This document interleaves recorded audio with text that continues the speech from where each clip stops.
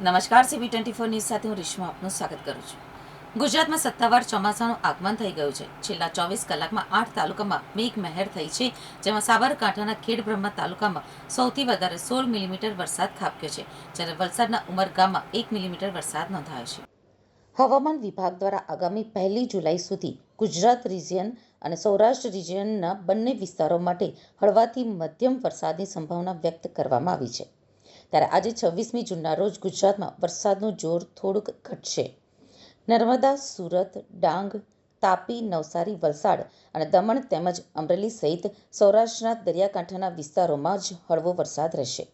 જ્યારે ઉત્તર ગુજરાતમાં હવામાન સૂકું થઈ જશે. આ સમયગાળા દરમિયાન મહત્તમ તાપમાનમાં કોઈ મોટો ફેરફાર જોવા નહીં મળે. ઉત્તર અને દક્ષિણ ગુજરાતના દરિયાકાંઠાના વિસ્તારોમાં પવન દક્ષિણ પશ્ચિમથી પશ્ચિમ દિશા તરફ ફૂંકાશે અને પવન તેજ રહેશે, જેની ગતિ 15થી 20 નોટ અને ગસ્ટિંગ 25 નોટ સુધી પહોંચી શકે છે. આ દરિયાકાંઠાના વિસ્તારોમાં છૂટોછવાયો વરસાદ અને ગાજવીજ સાથે વાવાઝોડાની પણ શક્યતા છે. તો બીજી તરફ અમદાવાદમાં સામાન્ય રીતે વાદળછાયું વાતાવરણ રહેશે અને મહત્તમ તાપમાન 41 ડિગ્રીની આસપાસ રહેવાનું અનુમાન છે.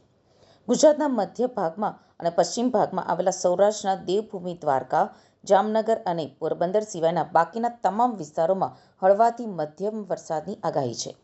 હાલની હવામાન સિસ્ટમની સ્થિતિ અનુસાર મધ્ય પાકિસ્તાન અને તેની સરહદે આવેલા ઉત્તર રાજસ્થાન ઉપર 1.5 કિલોમીટરની ઊંચાઈએ એક અપર એર સાયક્લોનિક સર્ક્યુલેશન સક્રિય છે.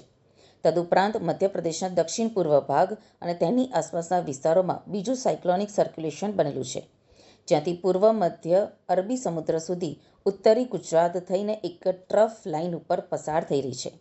આ સિસ્ટમોના કારણે રાજ્યમાં હાલ પવનની દિશા દક્ષિણ પશ્ચિમથી પશ્ચિમ તરફની બનેલી છે.